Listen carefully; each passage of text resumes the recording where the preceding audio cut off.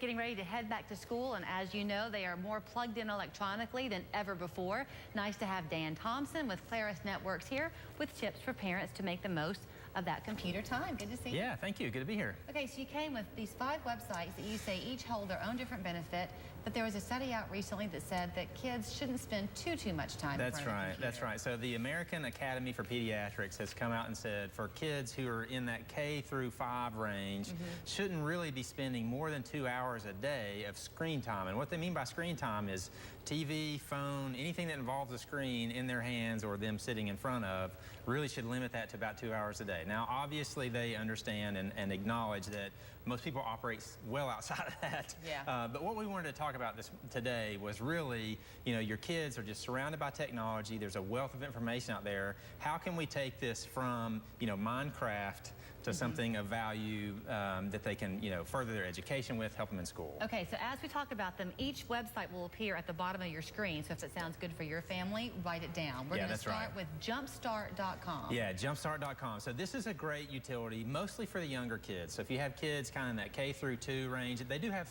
information all the way up for older kids, but it's very game-centric.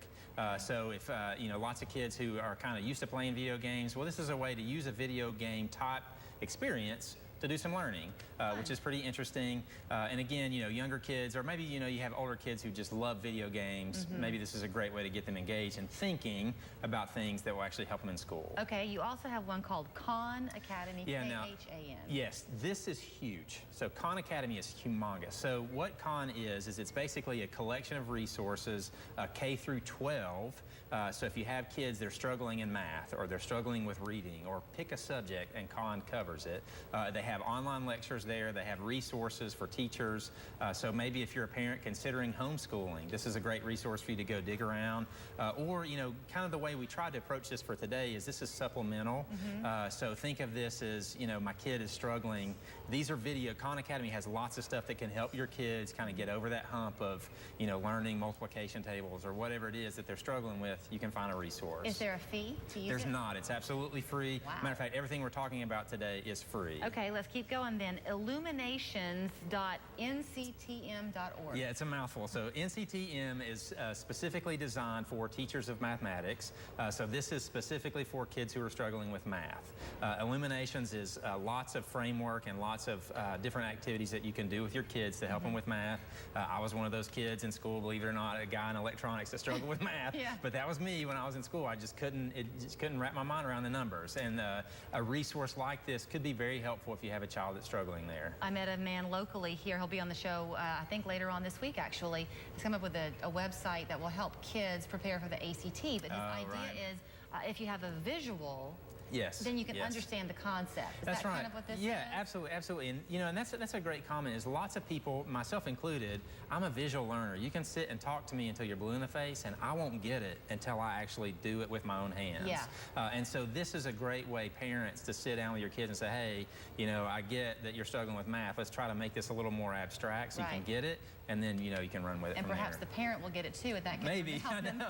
It would be terrible if I had to teach somebody that. This one sounds fun. DiscoveryEducation.com. Yeah, so this is very science-focused, obviously put on by Discovery Channel. And so these guys, this is totally a resource for helping kids if you struggle with science. And frankly, this can be a little bit of your entertainment time as well. So if you have a kid that just enjoys science, hey, great, get them plugged in to a resource that's not only going to help them learn, but it is entertaining as well, or at least for someone like me who enjoys science anyway. So it is a good resource. And again, you know, if your kid's just looking for something, you know, if you don't have Discovery Channel, or your kid really loves Discovery Channel, hey, instead of maybe playing video games, let them watch videos about giraffes or elephants and learn something while they're at it. Perfect. Okay, last one.